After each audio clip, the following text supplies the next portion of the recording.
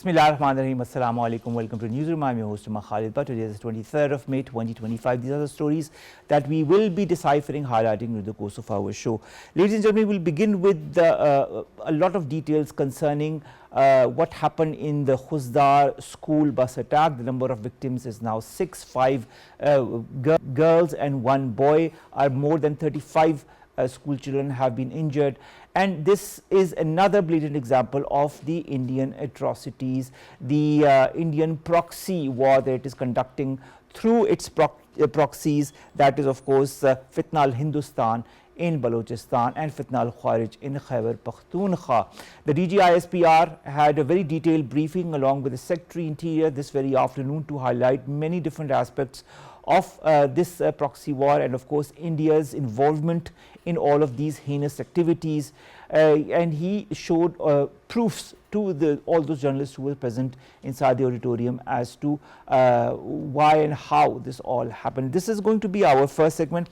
We will also be discussing that in more detail in our first segment. Our second story concerns of course Palestine and what is happening in the state of Palestine. Today is day 594 and the number of casualties keeps on increasing. Around 51 people have been killed or are missing in the last 24 hours. In fact, since dawn, the number of casualties has crossed 53,000, number of injured 121,000 plus as well.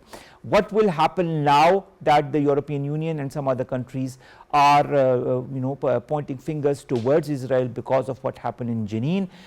Will there be some respite for the people in Palestine? Will the aid arrive in time for them?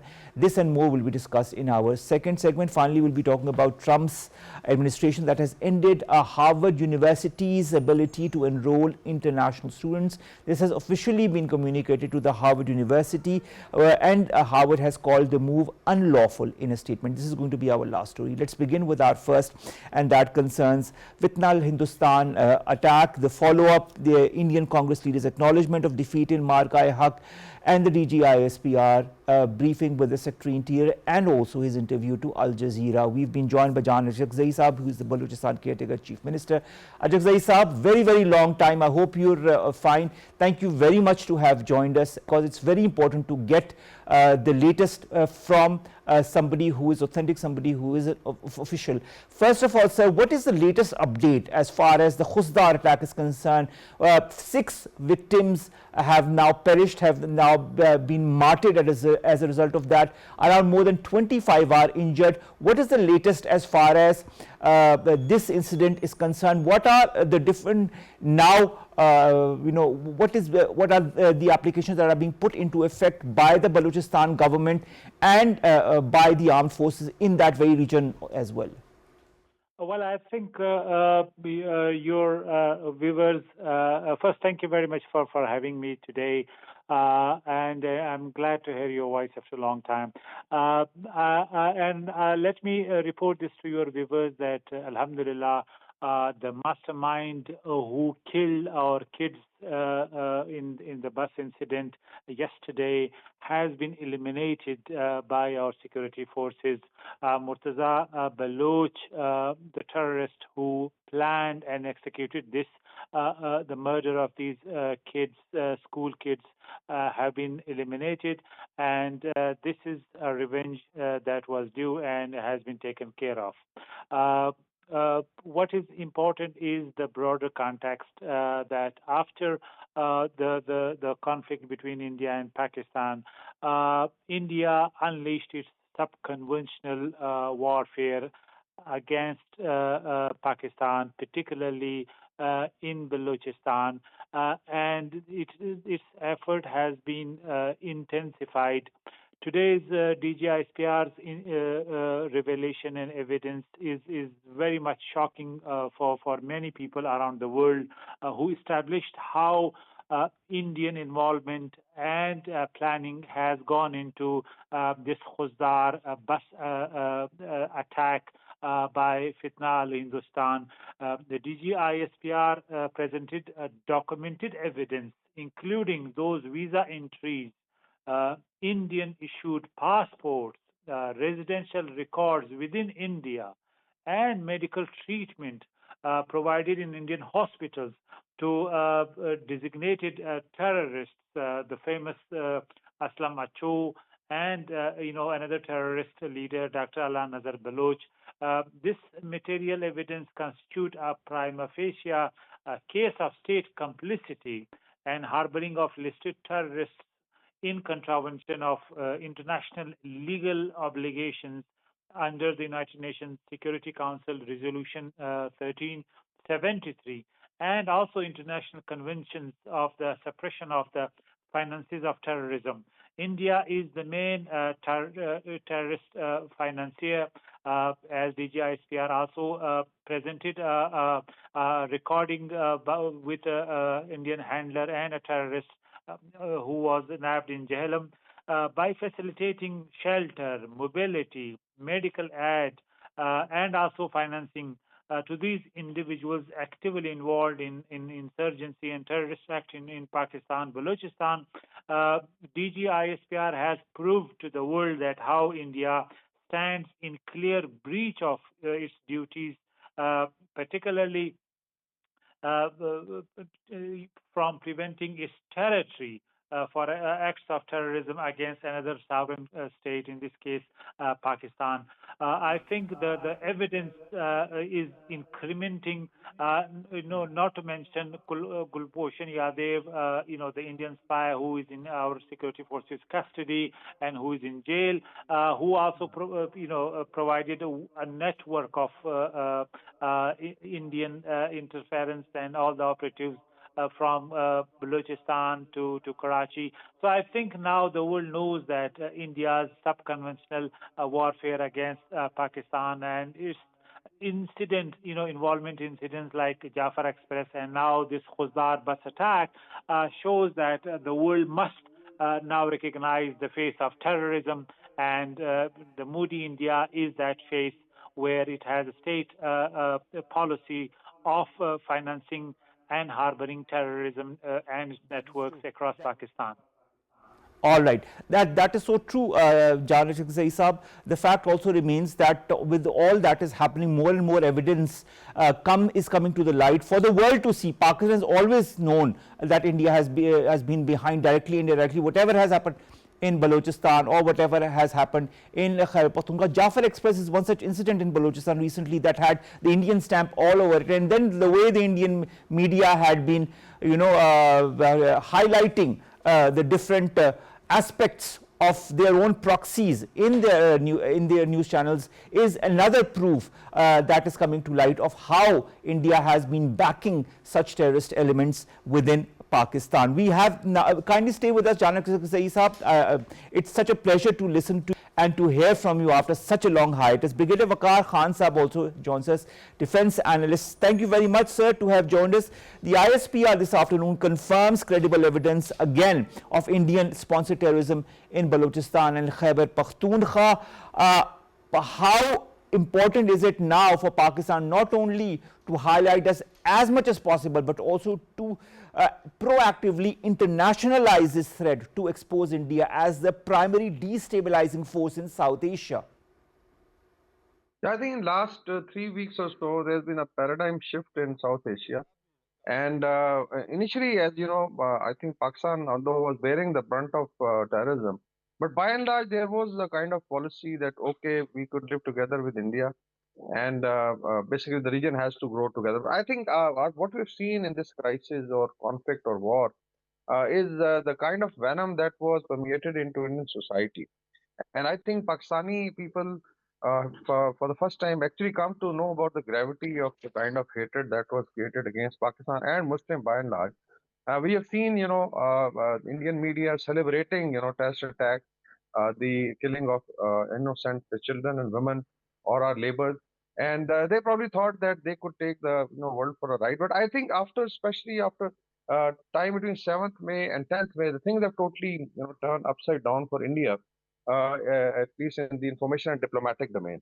We are here in Turkey, and we can look at the environment in South Asia, how it is being viewed from here. Pakistan is not only being considered as the top gun or a very strong military in South Asia, but also a guarantor of peace in the region, basically Eurasian region, because Pakistan was able to check their designs and then, basically actually push Modi back, who had a trigger on basically nuclear weapons.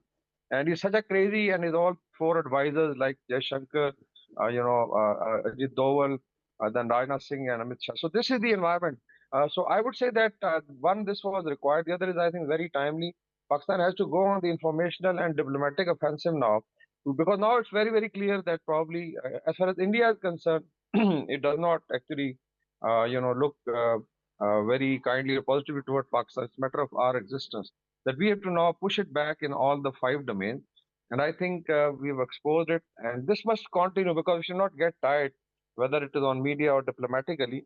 Enough proofs are there. I think the ISPR also showed or displayed, kind of transmission between Indian military officers from their intelligence agencies and the terrorist networks here, and the claim they made. And I've been myself going on Indian media before 7th May for 5 days.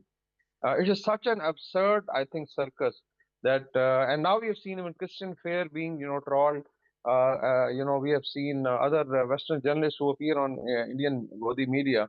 They are fed up with the kind of, let's say, insurgents and, arrogance that was displayed. On the ground, people know that India's bluff has been called. Pelgam was a false flag. They're not able to come up even with iota of any proof. And here we've seen, Pakistan, even Jafar Express, or the current, attack on innocent children and, affecting their education. So I think in the larger context, this is a very good opportunity for Pakistan to push back and take its case to international community. Then there has to be, persistence, because there's a lot of pushback coming from within India also. People are raising questions on Moody's policies and how they have dented. Today, nobody actually, even in South Asia, stands with India. Even US, which was supposed to be staunch ally, because they knew what was actually. And we've seen Pakistan, countries like China, you have Azerbaijan, Turkey rallying, justifiably in support of Pakistan. And this is also understood. We've seen Turkish media is very sympathetic towards the attack against innocent children. It cannot be, really be absorbed by people with any conscience. So I think You this is the saw, time you saw that Brigadier we Sahib, should. you also saw the venom. You also saw the venom that India poured towards Turkey as well because of its stance against India and pro-Pakistan. Yeah, I think just give me a minute on this because it's a very good point that you've raised. It's very critical. People are actually now watching it. Now, if you look at Indian arms suppliers, and I would add that Indian military has actually become an embarrassment to its arms suppliers. Russia, France, Israel, even German submarines are there. UK's technology and US surveillance system, the Boeing which was spotted by Navy. Pakistan has never raised this question to, let's say, these countries. Why are you supplying it to India? The talk of indigenous production, it's zero. We never saw, Tejas aircraft, if it was being produced. So this is a very normal thing. Let's say you have some defense relationship, and Turks are also raising this question that it basically shows, the narrowness of mind of the Indian leadership, that they are resorting to boycotts and all that and tourism. Because here, I think tourism is otherwise thriving. If you come to Istanbul, you find the millions of people visit. And this year, I think, has been phenomenal.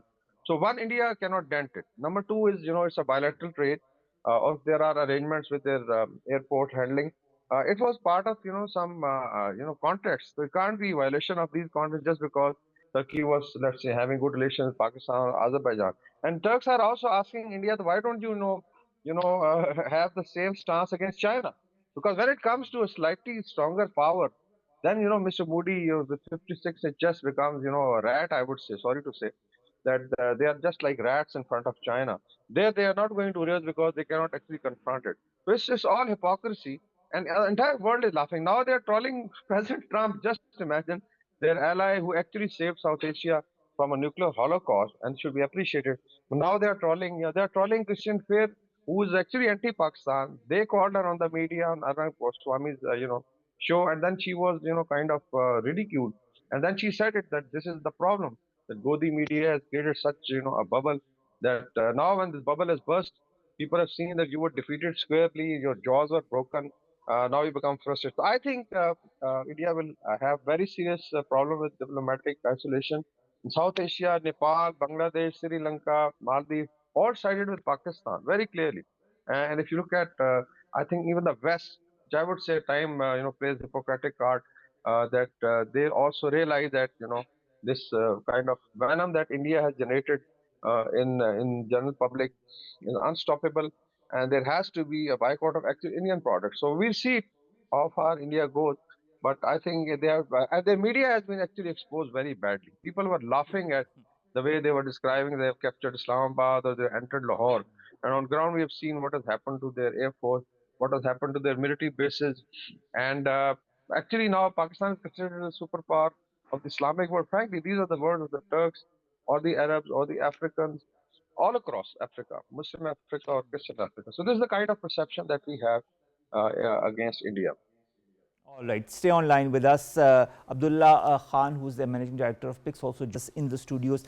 Brigadier Sahab was just talking about the media outrage, should I put it, or media false flag propagandas as well that emanated from all across Indian channels.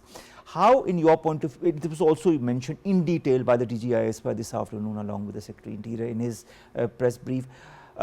How should Pakistan counter this information warfare where Indian media, social platforms are openly celebrating attacks like the Jafar Express bombing, and even in Khuzdar, when these children were killed, they were portraying it as an army bus that had been attacked. And their whole context, and then putting on their channels, they are very representatives of the proxies that they provide arms to, that they give money to, and of course coordinated diplomatic and cyber responses. How should we move forward now? I mean, all of this context.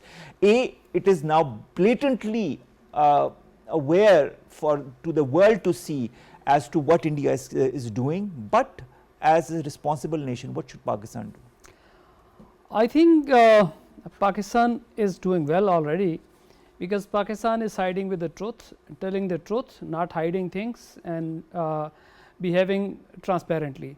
What we lost during this 4 days conflict, we presented to the world that these are the losses, these are the people who were killed here, these are the names of the innocent civilians who were killed, these are the armed personnel who were killed, these are the bases which were hit.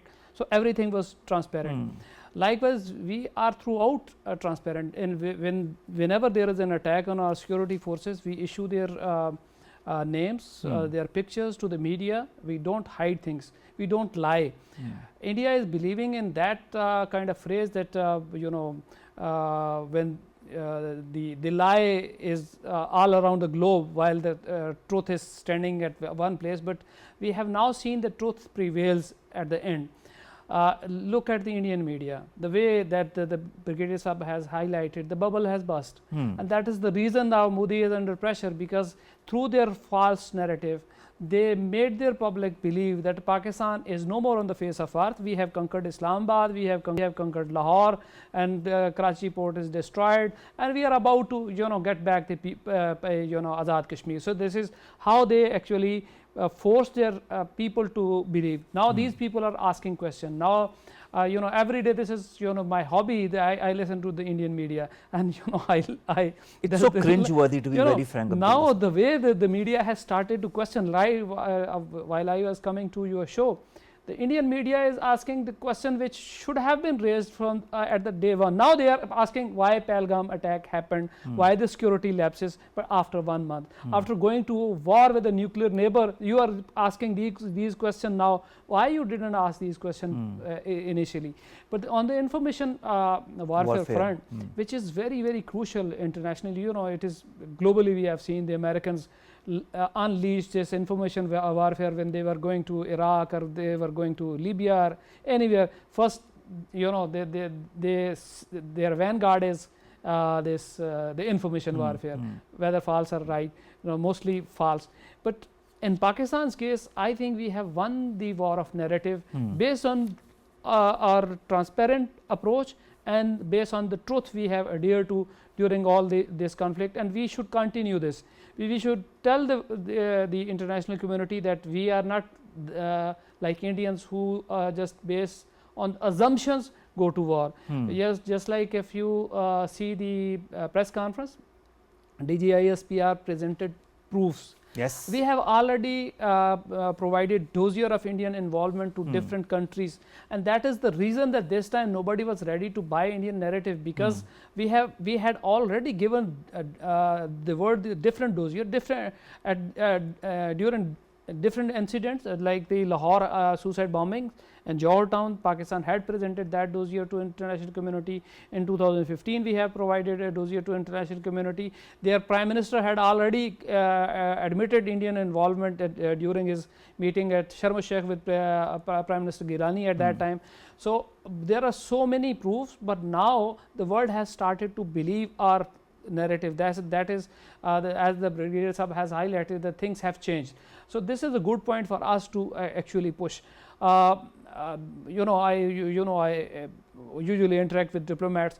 Now they are asking these questions, that please give us some insight about the Indian involvement, how they send funds to the Baloch militants. They never asked these questions before. So now is the time. Everybody is thinking that how India is involved in Balochistan and fanning terrorism in Balochistan. This is the question which is being asked everywhere, here and outside, and that is, I think, the success of Pakistan's narrative at the global level. Nobody has believed Indian narrative. Everybody questioned Indian assumption that Pakistan was behind the Pahalgam, and everybody asked India, pushed India to go for the neutral investigation, but they did not listen to. And during this process, they brought shame for their nation, their military. Where are Indians are now standing alone on diplomatic front and trashed and banged by Pakistani military throughout this conflict. So that is how they lost their stature in the South Asia, and they lost their stature in the at the global level as well. So now the people are laughing at them. They brought shame to the Russians, to the French, and to everybody who gave them anything. So that is the reason, because their very initial stance was not based on truth. That was based on the false flag. They killed their own people, and I often say that the blood of these people are actually doing all these things for India, because they killed their own people for nefarious designs against Pakistan, and that is how India their own citizens, the blood of their own citizen is now speaking. And that is and people are now finally questioning Abdullah Khan Sahab. That is the thing that should have happened a month back. Maybe things would not have escalated as they did if the Indian media would have resorted to asking the right questions instead of becoming the Godi media. Brigadier Waqar, when we have more and more proof of Indian proxies that have been shown in the DGISPR brief today, there were such proofs have also been shown in previous DGISPR briefs as well. When India knows that it has had a very strategic defeat on various levels in Operation Bunyan Marsus and Marka-e-Haq, it still continues with its badgering, saying that Operation Sindoor is still an ongoing operation, it hasn't ended. Is this a phase to show to the Indian public, and is there another phase that it is showing to the Westerns or the Western diplomats? Because as we hear, things are at least on the line of control cooling down a bit. I think it is, I would say we should be cautiously optimistic about the ceasefire, because there are guarantors. It can't be on Modi's wishes. It is US, then you have Saudi Arabia, to some extent Turkey, and I'm sure UAE and China has an indirect, and there was, I think, European Union also. But definitely there were three major countries with a guarantee, so it means that they will make sure that they support. But now coming to why there is rhetoric, because one, this entire Pahalgam false flag and assault on Pakistan was pre-planned.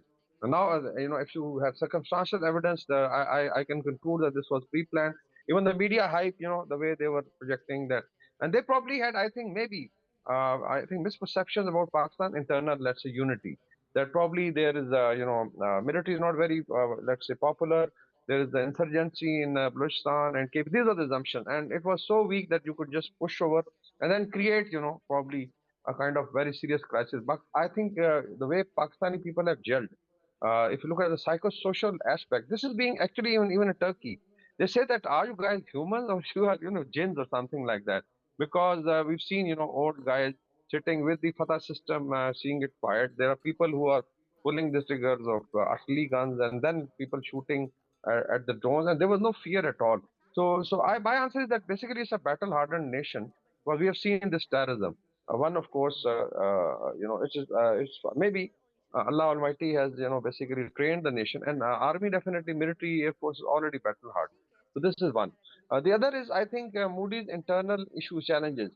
And he has to actually justify the way he said, the Sindoor runs in his blood. It's just absurd to say that Sindoor basically runs in his blood. So what are you basically going to do? So all told, I think if you look at Indian military, and now the analysts like Praveen Sani are saying that one, you couldn't actually, if you look at the Western sector and put these as for Steel Pakistan aside, actually India couldn't dent Western sector even an inch since 1948, 47. So this is a truth that they have never been able to breach this side. And inshallah, we also see, Bangladesh reverting to a brotherhood with Pakistan. So this two-nation theory would stand. But he says that you have never been able to now with China, Pakistan, because of the common interest, almost coming together, becoming almost undefeatable, and just forget about it and build your military capability. Now you'll find, inshallah, maybe J-35 coming in. Because already, there is a so kind of environment in India that what will happen. So one, it is for the domestic audience because Bihar's elections are coming up, and then the kind of slogans they had that we will take, so-called POK and we'll divide Pakistan into four. Nothing happened. Actually, I think there is a serious now internal implosion is starting in India. Like Indian Punjab, you find you have, I think 6th of June will be Sant Janat Singh Bhandawale's martyrdom anniversary. You see how Sikhs are going to react. There was a drama against, Akal Takht that probably God for Pakistan was trying to target, the holiest shrines. It never happened. And now Sikhs are also questioning. Sikhs had actually told them to take the war to, Gujarat. There were some strikes in the state of Gujarat by Pakistan army, where Bhuj and all these bases were also targeted. So I think the military capability has dented it. So there is a kind of frustration. And whosoever was probably advising or wing, let's say there were some hypocrites in the West Israel who thought that Pakistan was a cakewalk. I think they are also reconsidering that no, this is a hard nut to crack. And actually now people are looking at Pakistani military to teach them the modern warfare. There'll be beeline of people coming from Africa, from Middle East, from Southeast Asia, from South Asia. Because in a nuclear overhang, how do you control the, let's say, escalation ladder? How do you make sure that with conventional deterrence you defeat the other side and still retain initiative? And how do you employ modern air power and the land power in mosaic warfare? Now mosaic warfare, interestingly, we've done a paper on it 5 years back. This was coming up, and mashallah our air force and army was already working on it. So they have mastered the art of mosaic warfare, which is very different high-tech warfare. So I think people are going to come and learn. Even NATO would be trying to learn that how Pakistan basically despite being asymmetrically smaller power. So all told, I think this is all pitched up against India. There is a serious, I think, call to leadership of Modi and his four idiots, I would say, advisors. These, his defense minister, minister of the external affairs, then national security advisor and interior. So these are the guys who are pushing. And Pakistan is being considered as, mashallah, ultimate guarantor of peace in the region, who actually made sure that there is no nuclear, let's say, overhang going up to that level. So all told, I think this is one for domestic audience. And I feel that India's now downfall will start because there's going to be pushback from at least saner voices. Congress is already doing it.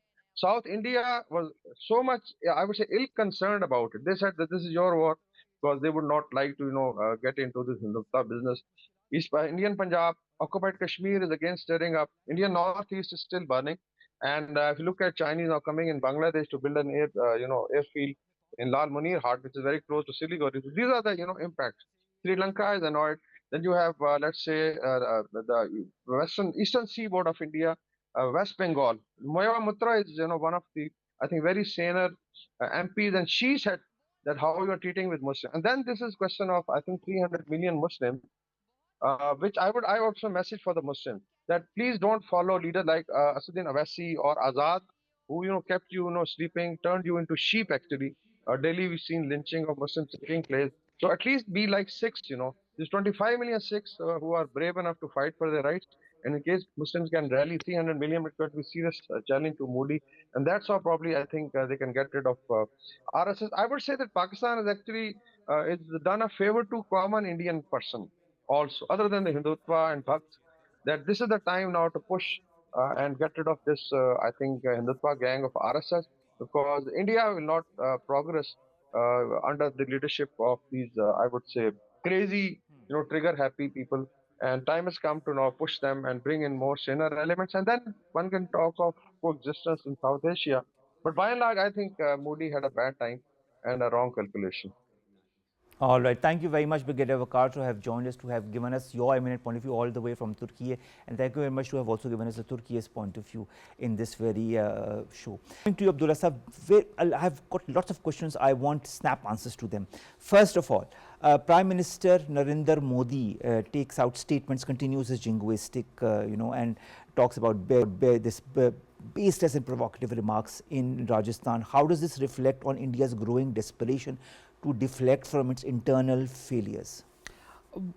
Before that, quickly, as Brigadier Sahab advised to the Indian Muslims that don't listen to Asaduddin Owaisi, they are actually not listening to him, because I saw the Indian Muslims, they were actually loving the Pakistani flag. The Hindu extremists, they put the Pakistani flag on the road. The Muslims came, and despite all the gangs surrounding them, they removed the Pakistani flag. They did not allow them to discredit Pakistani map.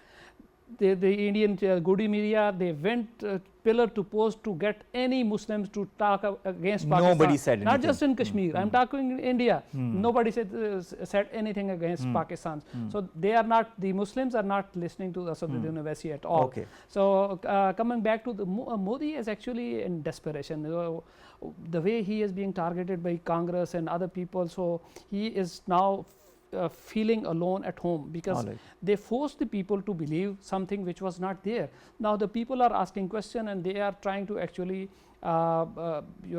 ignite the jingoism again, like what he did, and ridiculous statement in Rajasthan, Meri Ragon mein Sindoor dor. Yes, this is what Brigadier Sahab also alluded to. Sindoor is a chemical. How can be? But anyways, that is more political. But I'm just saying that they are just trying to deflect from what the reality of the things is. Also, Rajnath Singh questions Pakistan's nuclear security, and that leads to John Bolton taking out a statement in Foreign Office. Our Foreign Office had to react to that as well.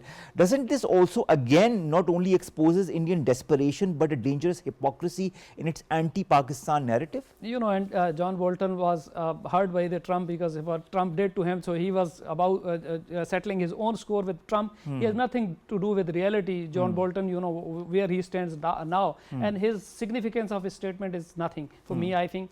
And India is trying to actually buy people, what the way they Maxer technology, they've heavily bribed them, and they did not allow them to release the satellite imagery where the Pakistani security forces hit inside India. You will try to see that they presented the Pakistani satellite imagery, but not Indian, because they already use the money. They are using money and their influence to get some sort of face saving. That's it.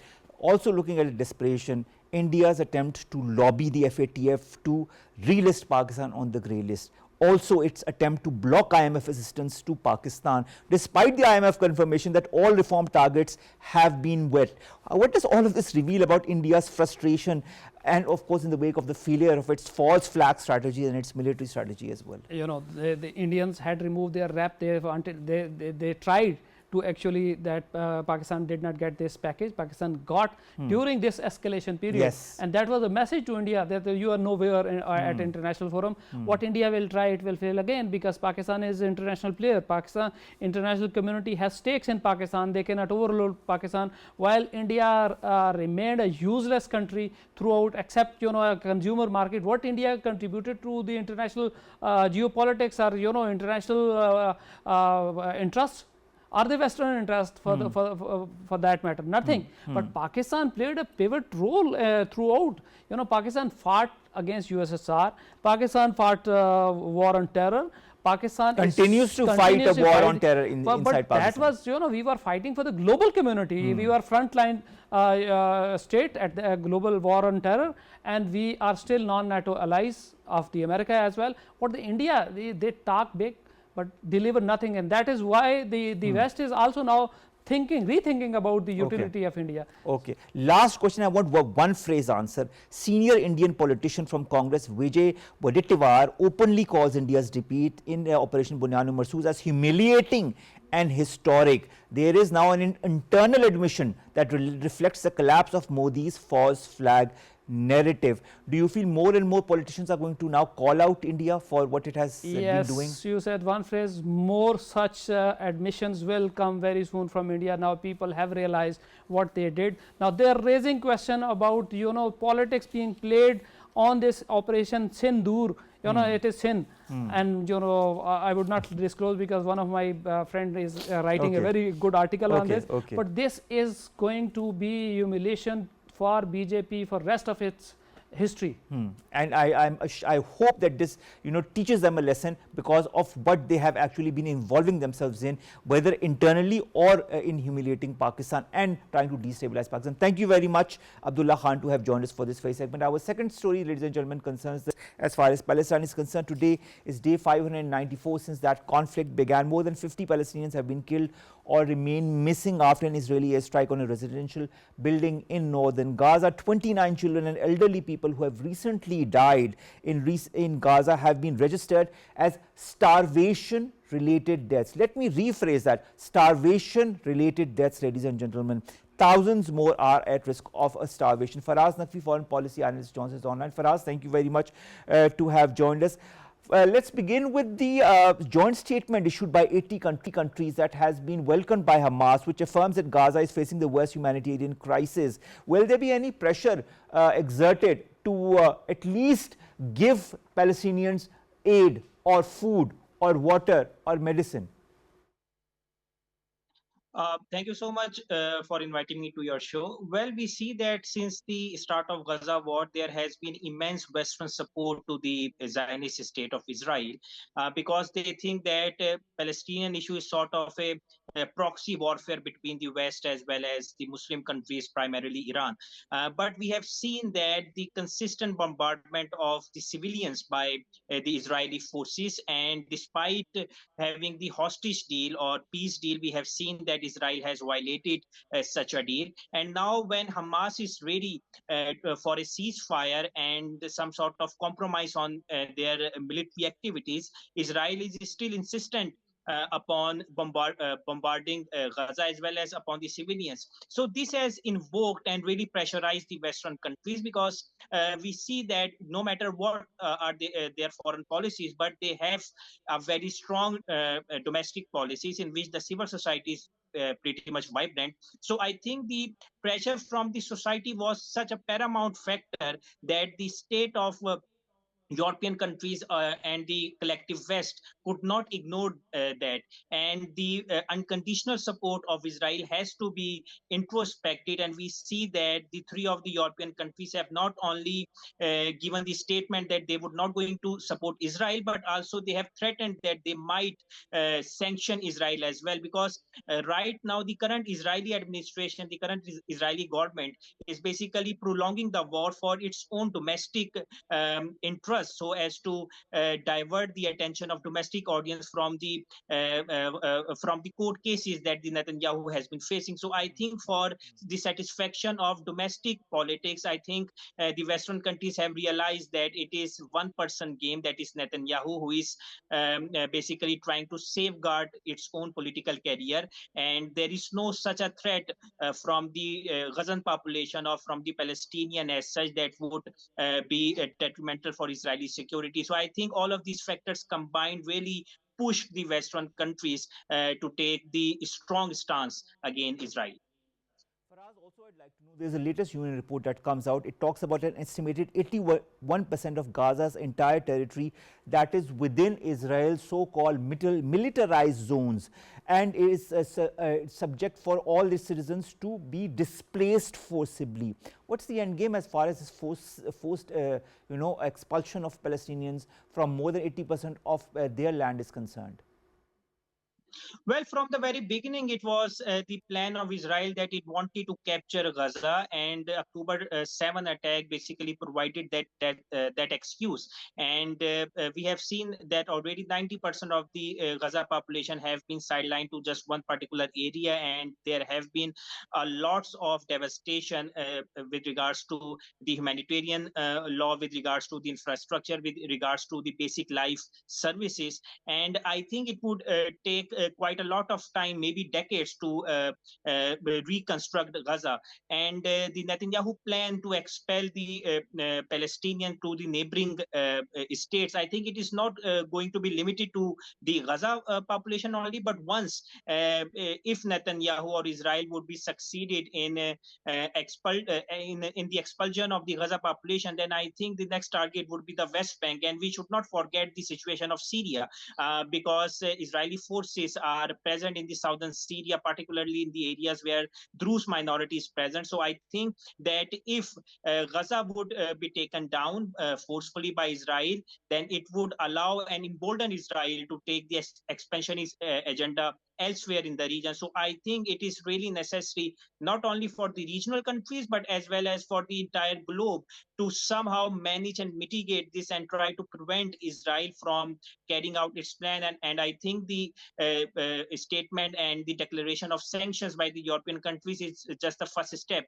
And the second part should be the seriousness regarding the Palestinian statehood. We have seen that France and Saudi Arabia has already planned a proposed conference regarding the statehood of Palestine. Once the Palestinian state would be envisaged, and as per the UN Charter, the Palestinian would be given the right of statehood, then I think there would be an immense sort of pressure on the state of Israel regarding the continuation of its activities and militancy in Gaza. All right, the United Nations Security Council is going to meet next week to focus solely on the dire humanitarian situation in Gaza. I just said in my intro that around 29 people who have died, children and elderly, have died of starvation. I mean, I could not even fathom that, so many people could die of starvation in any place. And Palestine, of course, because of the lack of aid and the way the aid is slowly moving as per United Nations reports as well. Any hopes from the UNSC next week? Well, Omar, I think that the amount of aid that is flowing into Gaza is very less, and in fact, there are reports that Israel has intentionally prevented the flow of aid into the Gaza territory, and we have seen through social media, many of which were heartbreaking videos and clips that from the elderly to the poor to the childhood, the women and men, all are facing starvation, and we should not forget that the figure of 50 plus thousand people that have died so far are only from the Israeli strikes, and there are a lot more. There is a fear that the number could be much larger of the people who have died through starvation. So I think that the primary objective of United Nations Security Council meeting would be to find an alternative mechanism, either to pressurize Israel or to find some sort of alternative mechanism so as the humanitarian aid would be flown into Gaza. It would be crucial. It would be very crucial as well, because if the flow of aid would be ceased, then I think that more than 250,000 people could die of starvation. And we have already seen that since there is no food supplies, there are no water supplies, and there is a rare chance that the Gaza might implode, because the civilian population might target each other in the quest of finding food and in sort of desperation. Then I think that a serious situation could escalate, not only from the Israeli attacks externally, but internally as well. Question, it's a mixture of questions. I want a very, very short answer. French foreign minister says Israel's accusations that Western countries are inciting hatred against it are absurd and slanderous.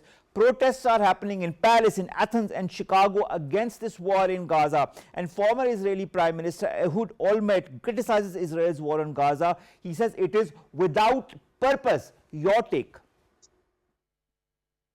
Well, I think that Israeli population within Israel is divided upon the continuation of war, especially the families of hostages are basically quite critical of the continuation of this war. And we have also seen the criticism from the ex-IDF chiefs as well as the leaders of the opposition that basically Netanyahu is trying to prolong the war to satisfy its own domestic politics. So I think that the voices that have arisen from the Israel itself have basically encouraged the civil society and the local population elsewhere across the globe to basically protest against their respective governments, so as they should not provide aid or help or assistance or military support to Israel. Only then it is possible to stop the war in Gaza. Thank you very much, Faraz Naqvi, foreign policy analyst, who have joined us and who have discussed in detail in the time that we had on Palestine. Thank you very much. Last story, the Trump administration, ladies and gentlemen, has ended Harvard University's ability to enroll international students. Harvard University, one of the biggest universities in the world, can now no longer enroll international students. Homeland Security Secretary Kristi Noem said the administration has revoked Harvard's student and exchange visitor program certification as a result of their failure to adhere to law. Harvard University calls the move unlawful in a statement. The Trump administration decisions could affect thousands of international students who are currently studying at the university. The Trump administration, as you know, has also launched investigations into dozens of universities across the countries and has run concessions from other major US institutions like the Columbia University in New York. But of course, Harvard had resisted it to a large extent, but the Department of Homeland Security has warned Harvard that it could lose its ability to host these students if it did not comply with the sweeping records request from the administration pertaining to international students. I leave for you to judge this story as you may. With that, we come to an end of today's newsroom. Today is Friday, so of course the weekend is ahead of us. We'll see you inshallah on Monday with new stories that pertain to us. You and Pakistan. Stay safe, have a great weekend. Allah Hafiz.